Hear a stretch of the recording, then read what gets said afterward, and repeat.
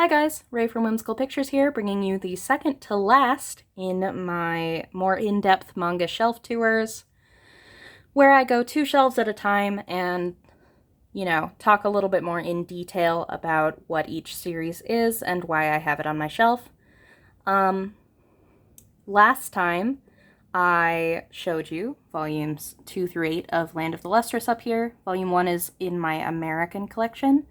And now we are on to shelves 11 and 12 in my collection, which continues the sort of oversized volumes, with volumes 9 and 10 of Land of the Lustrous. So this is caught up. This is a weird one.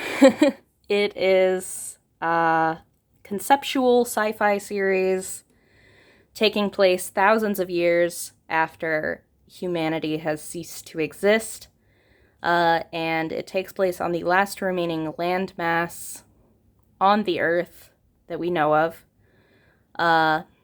which is a single isle inhabited by these strange androgynous gem people, who are all named after the mineral that makes up most of their body. So the main character is phosphophylite, there's like diamond, amethyst, jade, etc., etc. You get the idea. And they are led by a mysterious figure called Kongo Sensei at a crystal palace they call the School. And in order to protect Kongo Sensei, they spend their time patrolling the Isle for the alien creatures called Lunarians who come from the moon to kidnap them, presumably to be made into jewelry. The main character, phosphophylite, is very soft in terms of their, gem hardness. So basically, if you tap them the wrong way, they shatter into pieces. So they're really not cut out for fighting, but they really want to be. So when they are given the task of compiling a history of their species, they are very upset, because they wanted to be a cool warrior and be useful in the way that they wish they could be. So that's where the series starts out. It is not where the series is now. The series just gets wilder and sadder as it goes. It's dealing with a lot of really complex themes of cycles of trauma and hurt, of time and change and loss and gender, body, the experience of existing in a body, the difference between the body and the spirit, the body and the self. It's fascinating, and I have actually done a whole podcast episode with my good friend G and our guest at Tales of Color from Twitter over on G's channel. It's an episode I'm really proud of, so I will link it below if you are interested in more detailed thoughts and discussion about this series. But I highly recommend it. I especially feel like if you are a fan of Year 24 stuff, I think this will probably be up your alley. Yeah. Then we have Life Lessons with Uramichi Onisan, the first half of it, I think. It's just going to be 2 volumes in English. So now for something completely different. This is a really dumb comedy series about Uramichi Onisan here, who is, I don't remember how old he is. He's in his 30s, I think. And he works as one of the hosts on one of those, children's variety shows, like a Sesame Street or a Barney. And he hates his life. He's tired and miserable and cynical and hates everything. And he lets a little too much of that show in his work. So the first 2 pages of this is one of the most memeable segments, I guess. So it has been going around Twitter quite a bit.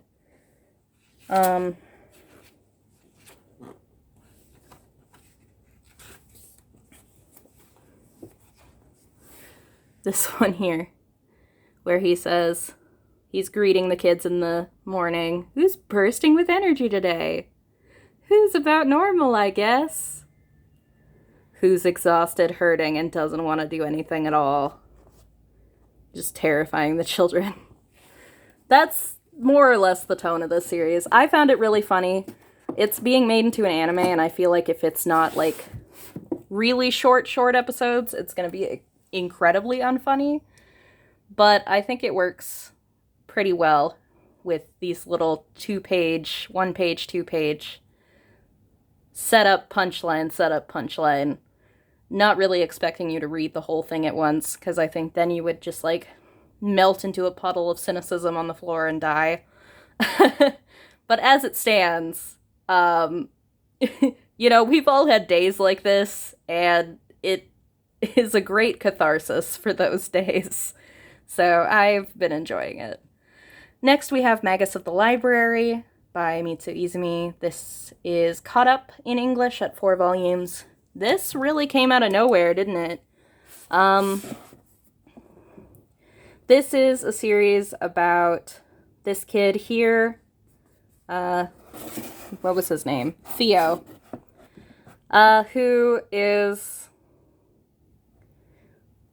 grew up very poor in a town where people who were from the wrong side of the tracks, as it were not allowed to access the local library.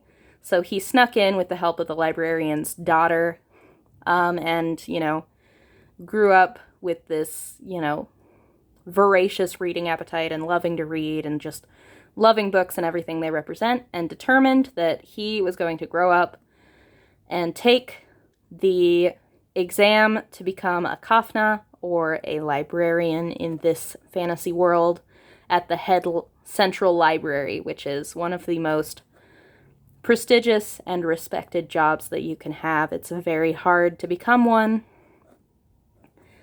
and especially hard for men, as it is traditionally a female-dominated position in this world, which is one of the cool things about it, because it means that a very large proportion of the extended cast is female, and there's a huge variety of different types of female character here. So that's very nice. The world it takes place in has kind of a Arabian Nights kind of vibe to it, a bit of a Middle Eastern vibe. So it's very fun. It's a very fun adventure series. The art is absolutely stunning.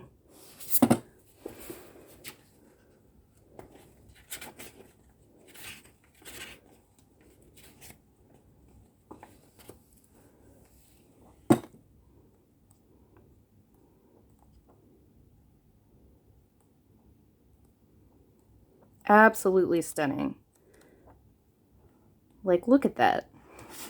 The detail is incredible. When you get, like, some crazy view of, like, a sweeping vista, it's, like, so grand. Everyone rides around on dinosaurs. It's just a very fun, like, old school children's fantasy kind of vibe that I really enjoy. The one thing that's gonna be very iffy for people, and honestly, it's iffy for me too, but, you know, I would say I have the personal privilege of being able to kind of ignore it, but there is an element of this character, Theo, being, like, the only, I guess, elf. There's another word for this race, but he's, like, essentially half elf. In a world where the primary race, which is more or less, I guess, the humans in this world, are all, like, portrayed as people of color, like, sort of Middle Eastern. Theo here is portrayed as, and all the elves that we know of are portrayed as, like, very pale with blonde hair and blue eyes, and yet he's, like, the oppressed class, which is very tired, like, fantasy racism garbage. And as much as I enjoy that, like, it's nice that the entire more or less the entire extended cast is, like, people of color, people of, like, different appearances and backgrounds. The fact that the oppressed class is, like, the blonde-haired, blue-eyed, that was a choice. That was a choice. But if you can get past that, long enough to read it, it is a lot of fun. But if you can't, like, that's totally fair. It's a really annoying aspect. Next, we have My Solo Exchange Diary, Volume 2. I have the 2 volumes that came before this, but they're in America. I feel like I almost don't need to say anything about this. Nagata Kabi's continued struggles with life in general are harrowing, but I just want her to be okay. And, well, she's got a new book coming out again, so she probably isn't yet. But I'll keep following her journey. I love her as a narrator, as a heroine, and, you know, there's a lot to relate to there, even if I don't relate to all the gritty details of her life. Next, we have Perfect World, Volumes 1 to 3. Working on catching up with the print of this. I've read like 9 or 10 volumes in digital, and I'm very excited that it's coming out in print now. It's a josei romantic drama about these two who went to the same high school, and she had a crush on him, but he was barely aware of her existence. He was the star of the basketball team. She was the sort of quiet, artsy girl. And they drifted apart, of course. But, you know, years later, they come back together at, like, a wedding that's related to, like, a mutual coworker type of situation. And they also end up sort of meeting together at work. She's an interior designer, and he is an architect. So there's overlap in those fields, obviously. And, she is surprised to find out that he has since been in an accident that left him paralyzed from the waist down, and he is now in a wheelchair, and has a spinal cord injury. Wow. This is not own voices, is written by an able-bodied person, someone who does not have an SCI, so there are issues with the representation here, but overall, I think it's very well intentioned, and in general, I just really support these two characters, and I love them together, and I think they're so in love, and I just was on the edge of my seat with every volume. I want them to be so, so happy. So I do recommend that one. It's really good. We have Skullface bookseller Honda-san, volumes 1 to 4 complete. This has an anime, which is also very charming, so I recommend looking that up if you are interested. But this is just about Honda-san, who draws herself as this strange skeleton person. And she works at a big box bookstore, Kinokuniya or something, on the comics floor, and it's about her and all of her quirky coworkers at the bookstore and mostly on the comics floor with her. And it's, you know, it's a celebration of books and reading and book selling and all the people who love books and are connected through books, as well as a very funny sort of takedown of how awful working in the service industry often is. So I really enjoyed this one. I highly recommend it. Witch Hat Atelier, volumes 1 to 6. I don't know if I need to say that much about this. I think it's very popular, but I am a big fan of Kamome Shirahama as an illustrator as well. Her alternate covers and everything. I love following her on Twitter. Her art is so, so beautiful. This is a story of a little girl named Coco who finds a forbidden magic book. It's actually given to her by a creepy witch with a mask. Um, and she accidentally, using that book, turns her mother to stone. She is rescued from the whole ensuing situation by a witch named Kifri, who tells her that if she learns magic, she may be able to find a way to reverse the spell on her mother. So he takes her into his atelier to become his fourth apprentice. So these three girls are his other three apprentices. This guy's also there helping out. And yeah, it's very sweet, the relationships between the girls and their other little friends, and the teacher-student relationship between Kifri and all of them. But it also, this gets pretty dark, and it's dealt a lot with, like, art and inspiration, and also a lot about, like, different types of learners and the importance of accessibility and barrier-free access to education and to art and to just, like, getting around the world. It is so good. Like, it's good in ways that I never would have expected, but it's also good in the way that I expected, in that it reads like a Ghibli movie. It is so cute, but it also makes me cry every volume, and every single page is a work of art. Please read Witch Hat Atelier now. Next, we have a Yuri manga called This Channel Has Nobody But Us, which was a cover buy for me. I haven't read it yet. I'll get to it eventually. Next, we have Onna no Kawawase, which is a smutty series or collection of short stories by Akiko Morishima, my favorite Yuri mangaka at the moment. Yeah, this one hasn't been licensed in English, so I've kept the Japanese volume. Whoop. Get my tripod out, actually.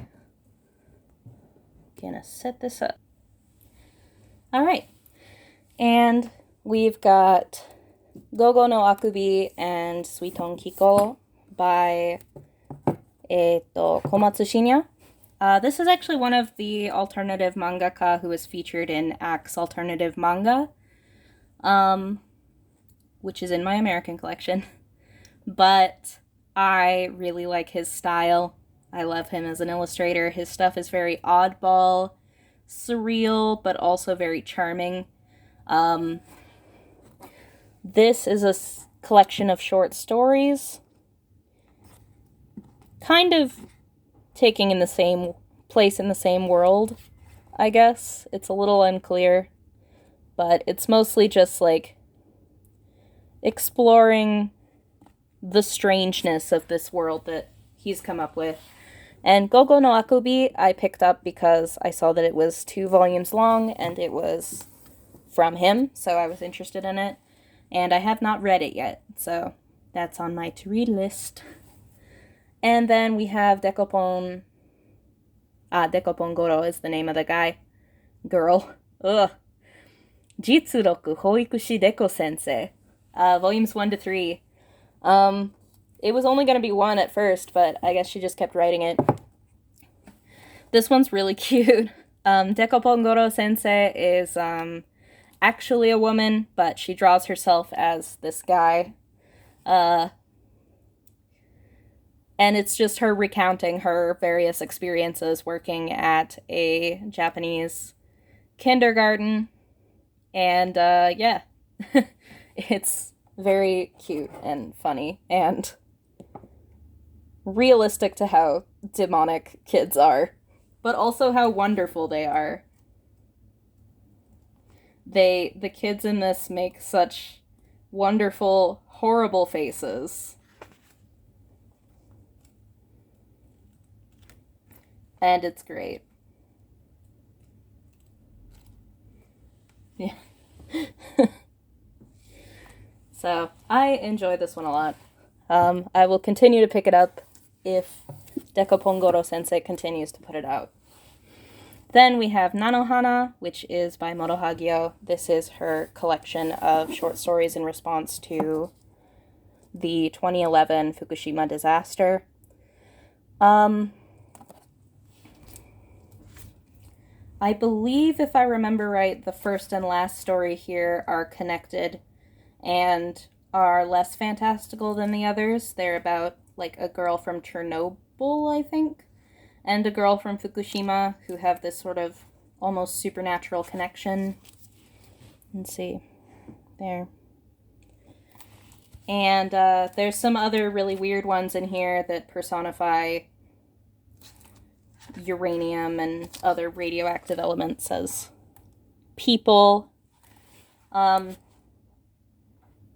But I remember most of these stories being quite good, especially the opener and the ending one.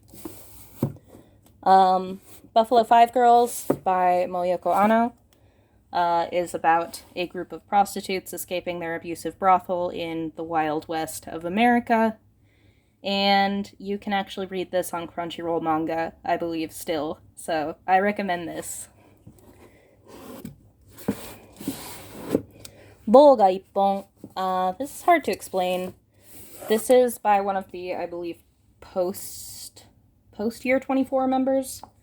Takano Fumiko. It's a collection of short stories that spans her career. I really, really enjoyed this. The stories are deceptively unassuming, but I don't know, they really hit on something for me, and I think that she is extremely accomplished as an illustrator.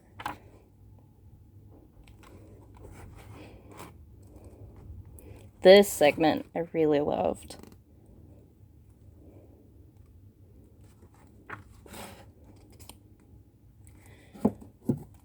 Really gorgeous, about being an adult woman, and especially being a housewife in small town Japan. Not small town, like the suburbs of Tokyo. Whatever. But yeah, it was really good. And then Metamorphose no Engawa, BL Metamorphosis in English. This is the full series, 1 to 5. About a high school girl and a 75-year-old woman who end up forging a unexpected friendship because of their shared hobby, which is BL manga. And it's really, really sweet. It's just two lonely people coming together through their shared love of media, and it's great. I enjoyed it a lot. Next we have one that I am kind of hoping gets released by Seven Seas in English, because some of the short stories in this one overlap with the ones in the Conditions of Paradise trilogy that they put out.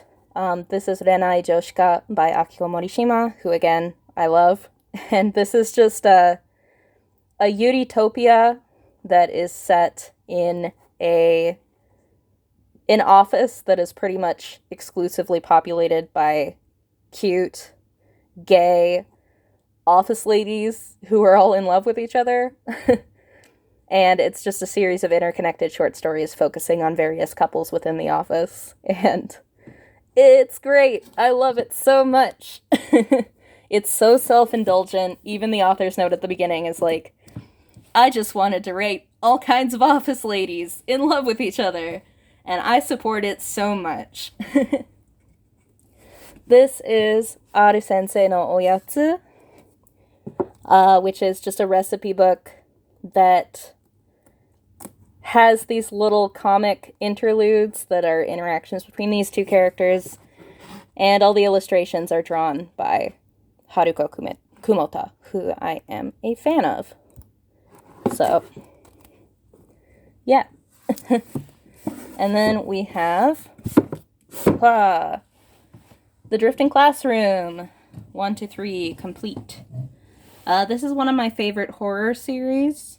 It is about a school, an elementary school, that suddenly just blinks out of existence, leaving a giant sinkhole in its place.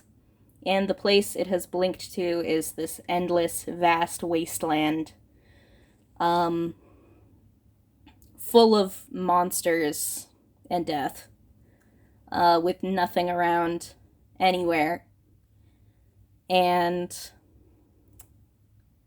I feel like the twist is fairly obvious to guess, but I won't spoil it for you. And it is about these elementary schoolers trying to figure out how to get back to where they were and what happened to them, and trying to figure out how to survive, because it quickly turns out that none of the adults in this school are reliable at all. It's horrifying. It's over the top. It's everything you could want from a Kazuo Umez series. I love Umez a lot, so yeah. Join me next time for the last 2 shelves of my collection. Bye guys, see you.